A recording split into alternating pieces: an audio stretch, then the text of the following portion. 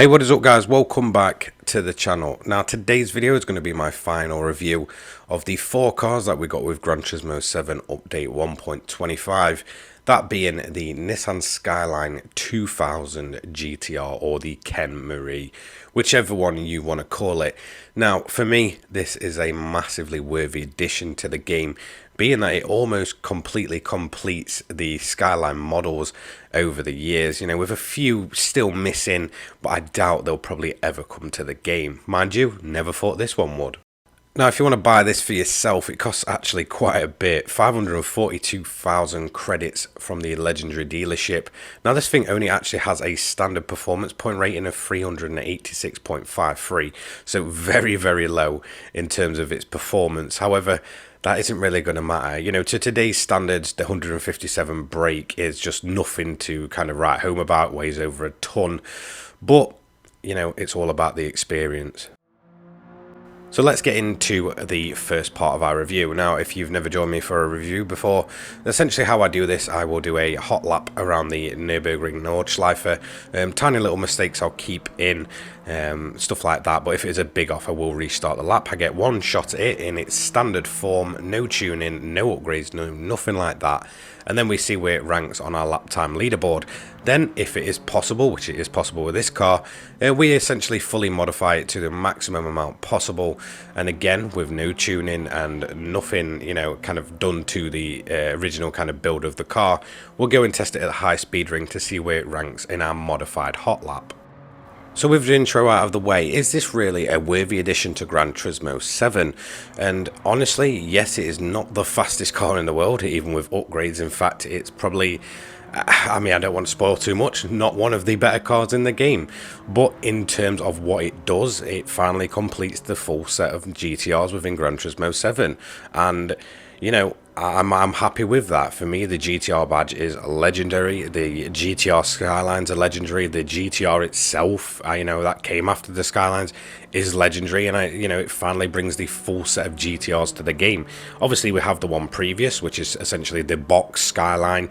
I'm not even going to attempt to pronounce the sort of nickname for that car because I am terrible at getting words like that right. Obviously, we have this one, the Kenmeri, and then we have the R32, R33, R34, and then obviously we get into GTR territories, essentially all within the game of GT7, which is mightily impressive. It is nice that they've finally given me a car which I've just wanted to drive for the longest time. Now, it's a Skyline which is really underappreciated in terms of being represented in gaming, and especially on consoles. I feel like this car really ever comes around, and it was kind of the same as what I said about the Marek. It's such a unique car to have in the game that it feels like you have to appreciate it. It doesn't come around very often at all, and when it finally does come around, you just want to just drive it, test it out, and just see what it's all about.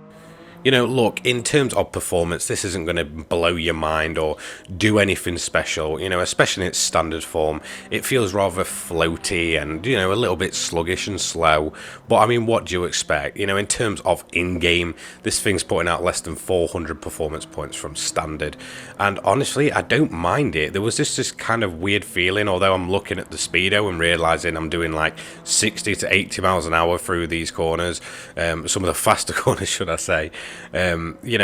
It felt really quick, and I don't know if that's just kind of the ride height or just the way the car feels. It just felt really, really fast, which is something that Gran Turismo 7 either gets really right or really wrong. Usually you only really get the sense of speed in stuff like the Le Mans prototypes and such, things like the Tomahawk, but for some reason with this particular car, I just felt like they absolutely nailed it. I felt like I was actually, how it would feel to actually hit corners at 80 miles an hour in a classic car from the 1970s. It's not a planted experience. It's just really, really cool, and the sense of speed is definitely there for me. Now, in terms of sort of its stopping, handling, and all that, okay, the brakes aren't perfect. But to be honest, you're not going to be hitting the most ridiculous speeds ever.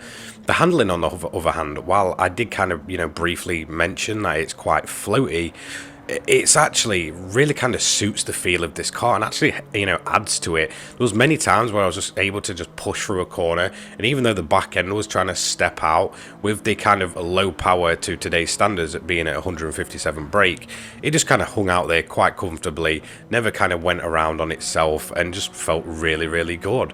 In terms of the performance of this car, I genuinely cannot complain. I massively enjoyed it, and overall, even in its standard form at the price point it's at, this is a massively worthy addition to Gran Turismo 7. Now, one of the kind of, talking points I've seen around this car is that price point. Now, what you have to figure out is that they are actually going off as close to real life prices as possible, hence why the Hagerty dealership always seems to be changing its prices. Now, this car currently comes in at just over 500,000 credits, and that's actually about right. So I went and did some digging, checking on Hagerty itself, what they actually value these cars at, and I believe it's around about 400,000, just over, and it's pretty much spot on. I don't know what kind of currency they were in. I don't know if they were in pounds, because I believe it was on the UK site that I found that price. So, if you account for what in-game credits are worth and such, it does seem about right. A lot of people have been saying, look, that's just, Japanese bias. It's a Japanese classic car. It's not worth that much. But turns out, according to Hagerty, this car is worth around the price that the game's asking for. Now, whether this will change over time, who knows? But it seems like it's probably not going to skyrocket much higher than that, to be honest. So expect this to stay around the same price probably for the entirety of GT7. And another thing I just want to touch on before obviously I go into the modified version of this car is the styling. Now, for me, this is one of the, if not the most uniquely styled GTR Skyline there ever was. I mean, don't get me wrong, I absolutely have a soft spot for the R32, but if you compare the R32, the R33 and the R34, you can see some sort of natural progression in their looks. But if you go back and look at the Kenmeri, it is just such a unique Skyline, even compared to its predecessor. It's the first one to feature those awesome circle rear tail lights, and it just has sort of a Japanese mini muscle car look to it, and I'm all for it. For me, this is probably one of the more beautiful in terms of the Skyline models and generations and such. So from a styling point, absolutely classic. I really, digging these classic muscle car looks. So I'm actually going to fade that clip out, and I'm not going to show you the full lap because honestly there's not much more I can really say. Overall, we did this in a 9 minutes 9.133. You can see my individual sectors there if you want to compare them to your own laps. Now, it's really not that far off either the Marek or the MX-5 from the same update. So we've had three kind of slower cars and obviously had the pure pace of the GT3 Nismo GTR. So overall, this is actually the second time we've had a 400 pp car, and they're both from the same update. Now, in terms of its overall time, you can see it's going to come second out of the two, which is pretty much expected. But then when you kind of look at the, the age gap between these two cars, that's really not that bad at all. This Skyline was just an absolute beauty to take around the lap. I genuinely cannot find a single issue with this car. It just felt almost perfect. But obviously I had to go over the top and pretty much bring my own modified race version out, and this is going to be it.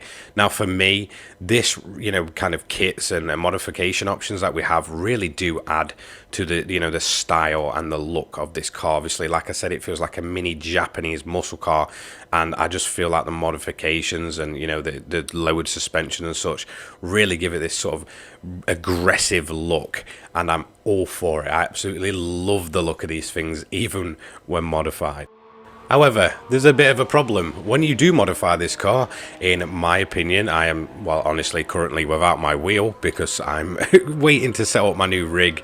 So I was actually doing this on controller, and honestly, on controller with my usual settings of literally no assist, this thing was horrendous. It would absolutely kick itself around at the slightest touch on the throttle, and it was almost, the worst I've probably ever had a single car act like that. It felt like it did when the game first released and we had that kind of snappy, handling model in the game. It really just did not agree with me.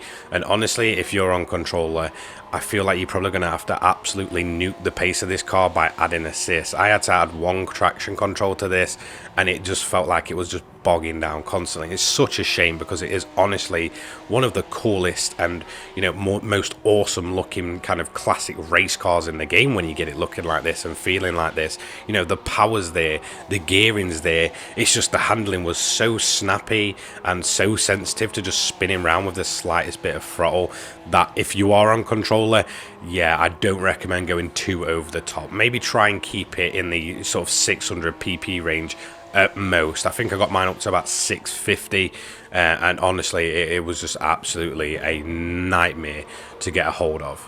But does that honestly take away from this car? No. It sounds cool, it looks cool. Even with that snap oversteer, I feel like it'd kind of make an awesome little drift car in GT7. Honestly, I just started finding myself, every time I'd spin, I would just start doing donuts, which you are clearly seeing here. And it loves to absolutely smoke a lot. So, really awesome. But just be careful, it's not the easiest car to get a hold of. Overall, these are our individual sector times. We did a 119.158 overall, which is just not very good at all, in all honesty. And I think most of that is because I absolutely had to nuke the pace of this car by adding that traction on, and it really did cost it. So overall, it actually comes last on our list, and last by over a second, which doesn't really do it justice. I feel like if I could have had that traction off and I had my wheel set up, I feel like it possibly would have gone quicker. I may redo the lap in the future, but in all honesty, it doesn't take away from the fact that this car is really cool, looks really cool, sounds really cool, and honestly, yeah, I can't complain about it. It's hard to drive, but, why not? It's a classic car. So overall, the Skyline 2000 GTR, the Kenmeri, is definitely a worthy purchase within GT7. And this essentially brings to an end my coverage of Update 1.25. I've covered all the cars, I've covered all the events, the gameplays, and yeah, not a bad update overall. But again, GT7 just feels like it's lacking that just little bit extra. So who knows? I will probably, continue covering these on the next update. It just feels like that's going to be a little bit away.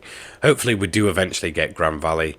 And yeah, we can get back to making more content in terms of the update content. So don't forget to like, comment and subscribe. Turn the notifications on because I make content each and every day. Join my Discord down in the description down below, as well as my Twitter. Feel free to follow me on there. And I'll see you all in the next one. Take care, guys. Peace.